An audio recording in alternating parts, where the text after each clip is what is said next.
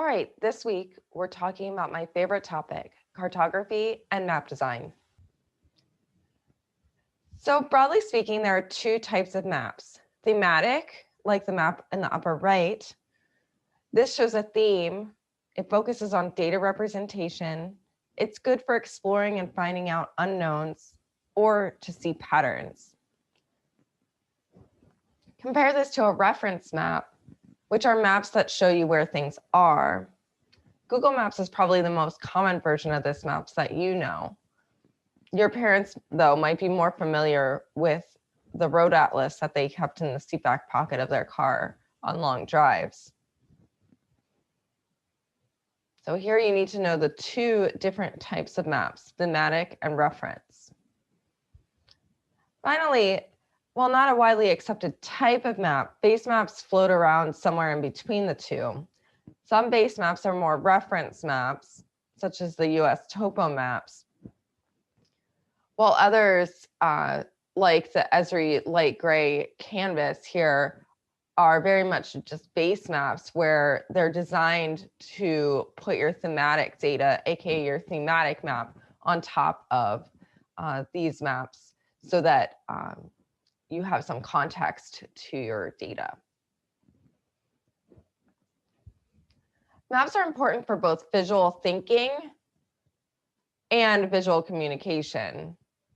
As the map creator, we might use the map to explore data, to find patterns, or confirm something we already knew by that we found in, say, tables or graphs or by reading things, but we can confirm that through a map.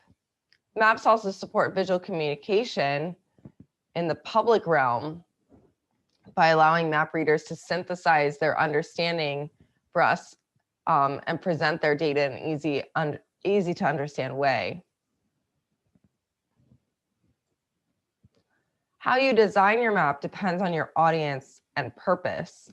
Everything that you decide to include in your map needs to align with what your audience needs to know in order to understand your map and the purpose of your map.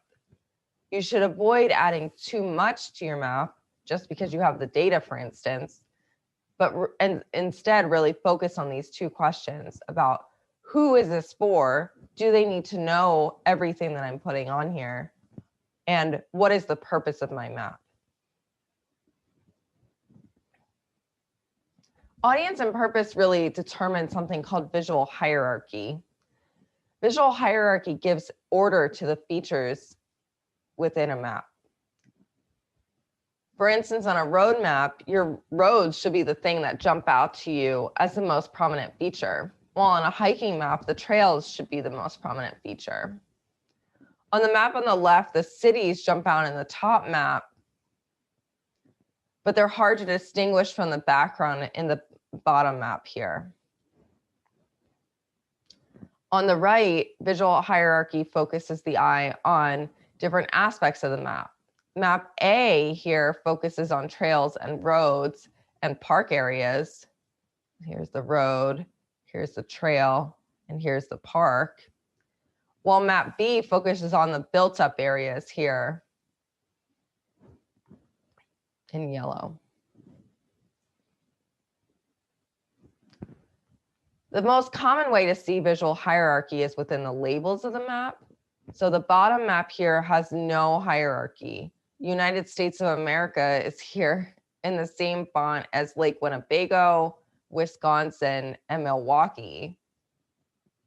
The top map differentiates these into different categories and gives you a hierarchy so that you know that the United States is a bigger, larger entity here on the map than Wisconsin, Lake Winnebago, and Milwaukee.